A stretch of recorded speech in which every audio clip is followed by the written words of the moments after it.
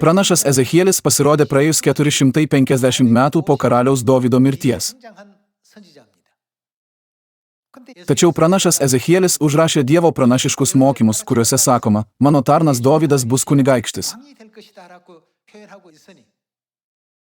Nesunku suprasti, kad šis Dovydas kalba ne apie fizinį Dovydą, o apie pranašišką, tai yra dvasinį Dovydą, ar ne? Pažvelkime į Ezechielio 34 skyriaus 24 eilutę. Ir aš, viešpats, būsiu jų dievas, o mano tarnas Dovydas bus jų valdovas. Dievas pasakė, aš būsiu jų dievas. Tai labai svarbi išraiška. Dievas niekam aklai nežadėjo, kad jis bus jų dievas. Jis pažadėjo, sakydamas, aš būsiu dievas tų, kurie turi tokį tikėjimą, ar ne? Pažvelkime į Jeremijo 31 skyriaus 31 eilutę.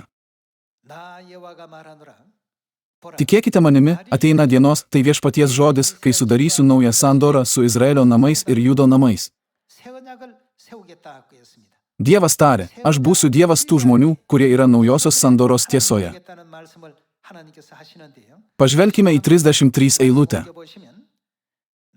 Štai kokią sandorą sudarysiu su Izraelio namais, atėjus toms dienoms, tai viešpaties žodis. Įdiegsiu jiems savo įstatymą, įrašysiu jį jiems į širdį. Tada aš būsiu, kuo jis bus, jų dievas, o jie bus mano tauta. Kokiomis aplinkybėmis Dievas pasakė, aš būsiu jų dievas? Dievas tarė, aš būsiu dievas tų, kurie yra naujojoje sandoroje ir jos laikosi, ir jie bus mano tauta. Tęskime 34 eilutę. Tada nebereikės bičiuliui raginti savo bičiulį ar broliui savo brolį, pažinkite viešpatį. Visi, maži ir dideli, pažins mane, tai viešpaties žodis. Nes jų kaltę atleisiu, ką jis atleis, ir jų nuodėmės daugiau nebeatminsiu. Dievas tarė, įrašysiu naujosios sandoros įstatymą jų širdyse ir būsiu jų dievas. Šiandien yra žmonių, kurie užtikrintai sako, aš galiu patekti į dangaus karalystę, nes tikiu Dievu. Tačiau Dievas niekada nesakė, kad jie yra jo tauta. Dievas tarė, aš būsiu dievas tų, kurie yra naujosios sandoros tiesoje. Ezechielio knygos 34 skyriuje Dievas apreiškė savo valią, kad jis ateis į šią žemę Dovydo vardu per naujosios sandoros tiesą.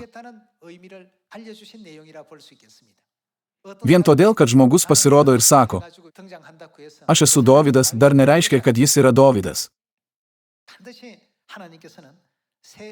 Iš tiesų Dievas turi pasirodyti su naujosios sandoros tiesa.